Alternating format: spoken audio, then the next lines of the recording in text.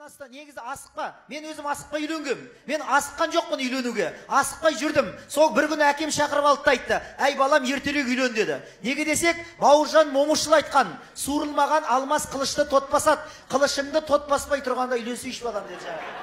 Осыны асықпай жүрдім. Сол бір күні әкем шақырып алды да айтты: "Әй балам, биыл біреудің әйелін тартып алсаң да үйлен енді" деді.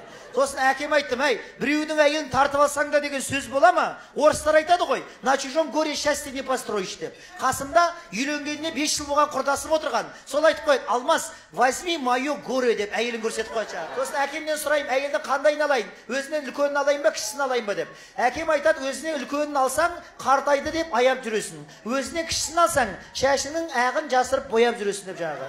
Сөйтсе анам айтады: "Балам, өзіне үлкенін ал, білмегенді сұрап аласың, үйреніп аласың, ақылдасып отырасың. Қазақта мақал бар: үлкен аяқ киім аяқты қажамайды, үлкен ал" деп қояды жаңағы. Сөйтіп айтып атсам, әкем айтады: "Ай балам, әйелдің үлкеніне қызықпай-ақ қой, кәрі сиырдың бұзауы кішкентай болады" деп жаңағы. Сөйтіп айтып атсам, әкем айтады: "Әкемнен сұраймын, әйелдің ірісін алайын ба, кішкентайын алайын ба" деп. Әкем айтады: "Балам, әйелдің ірісін ал, қыста жылы, жазда көлеңке болады" деп қояды. Сөйтсе анам айтады: "Сен оны соғымға сояйын деп атқан жоқсың ғой. Әйелдің ірісін алмай-ақ қой, семіз тауық жұмыртқа таппайды" деп жаңағы. Сөйтсе әкем айтады: "Балам, әйелдің ірісін ал. Ірі әйелдер, олар жуас болады. Олар ұрысқақ болмайды. Ал анау кішкентай шайнектер тез қайнайды" деп жаңағы. Сөйтсе анам айтады: "Балам, әйелдің ірісіне қызықпай-ақ қой, онсыз да кухня тар" деп қояды жаңағы. Бүкіл проблема соған тіреліп тұрғандай. Сөйтсе әкем айтады: "Ұлы сөзде ұяттық жоқ, әйелдің үлкенін ал. Қазақта мақал бар: бір асасаң май аса, шылқылдасын аузыңда. Әйел алсаң семіз ал, бұлқылдасын қойныңда" деп қояды жаңағы.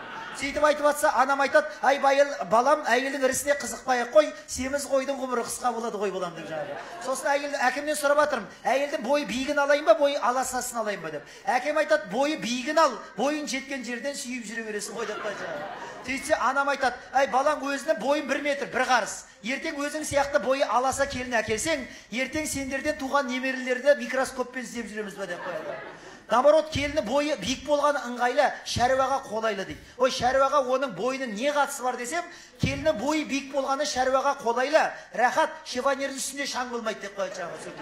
Сосын енді сұрап жатырмын: "Ағын алайын ба, қарасын алайын ба" деп. Анам айтады: "Өзің ауылдан шыққан қара баласың, келіннің ағын ал, ертең хотя бы немерелерді желкенбей сүйін" деп жаңағы. Сөйтсе әкем айтады: "Ой, анаң айта береді, махаббат оған қарамайды.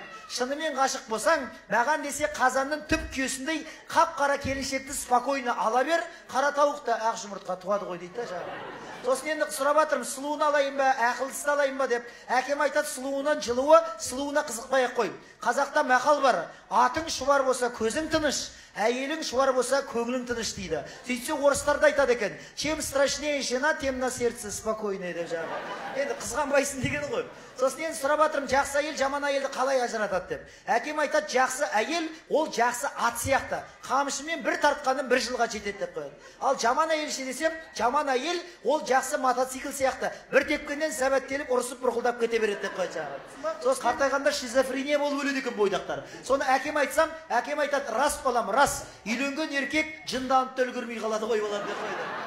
Ең соңында әкем айтып жатыр: "Есінде болсын балам, дінді қате таңдасаң, о дүниеде қиналасың. Әйелді қате таңдасаң, бұл дүниеде қиналасың" дейді. Ендеше мен ойлаймын, қуанышымыз бен гүлназымыз екі дүниеде де қиналмайды деп. Бір қошемет сыйлап қояйықшы. Солай болсын деп.